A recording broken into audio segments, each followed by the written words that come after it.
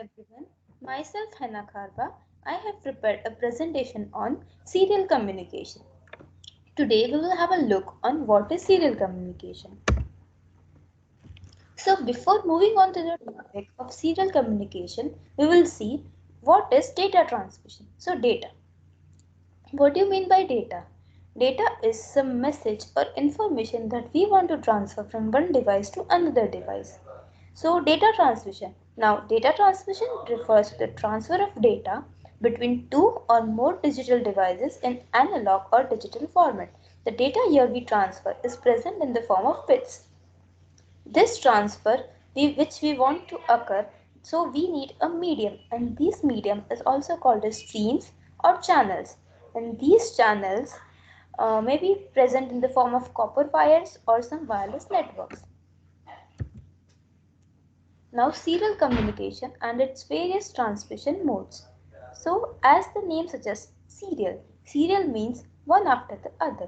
So serial transmission is a form of a signal transmission that sends information at one bit at a time. So now there are various transmission modes. First one is simplex, second one is half duplex, and third one is full duplex. Now we will have a look on simplex mode. So simplex mode, data can only be transmitted from one end, and that data cannot be transmitted back from the other end. Simplex channels oftenly we do not use because it is not possible to send back error or control signals. Now next is half duplex mode. In half duplex mode, data can be transmitted and received back, but this both is not possible at the same time. Means at a particular time only data can be sent and not received back. The half duplex mode of transmission, its best example is one lane road where vehicles can either come from the opposite end or either go from one end, but both is not possible at a time. Now next is full duplex mode. In full duplex mode, data can transmitted and received at the same time.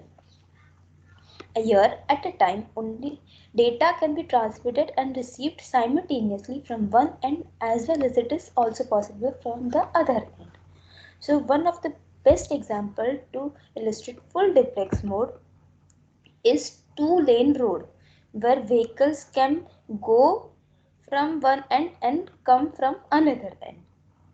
So these were the various transmission modes. Now the main topic of discussion was serial communication.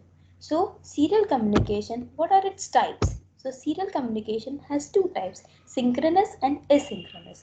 First we will have a look on what is synchronous serial communication. So in synchronous serial communication, data is sent in the form of a block, and each block consists of many number of bits, and these bits may consist of some characters or some numbers. It can be any of them.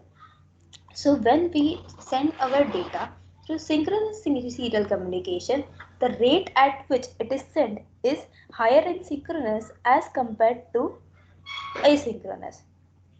So the bits are transmitted continuously to keep the clock frequency synchronized in both units. So in the given figure, we can have a look. There are four different block of bits which are sent using the synchronous transmission. Now asynchronous serial communication. So in asynchronous serial communication, only one bit of data is sent at a time, and in asynchronous mode it has two flag bits, start and stop, to alert the receiver whether some data is present or not. So when the sender has some data to send to the receiver will first get stop bit as 0, its initial value, its start bit at 0, which denotes that there is some data that is to be sent from sender to receiver. Then the data will be sent, and then the stop bit will be 1, which means that the data that was needed to be transferred from sender to receiver is completely and successfully transferred. Now there is no data coming, and the rate of asynchronous serial communication is slower than compared to synchronous serial communication. Now we'll look at some advantages of serial communication. As in serial networks, we use physical wires. So the cost of these wires are really very low. So the cost for the architecture for serial networks is very low, and mainly we use serial communication when we want to transfer information over long distances. And the second advantage of serial communication is, as we use only one physical wire, then there are no timing issues caused by these wires. And these are some of the devices in which they use the concept of serial communication, and these are the devices we normally use in our day-to-day life to transfer information from one device to another. For example, if you want to transfer some picture or some image or some videos from your mobile to your laptop, then you may use these devices. These are USB cables, free fire cables, RJ45 cables, and there are many devices which use the concept of serial communication. I hope so you would have got a better glimpse of what is serial communication. So thank you, goodbye, and have a nice day.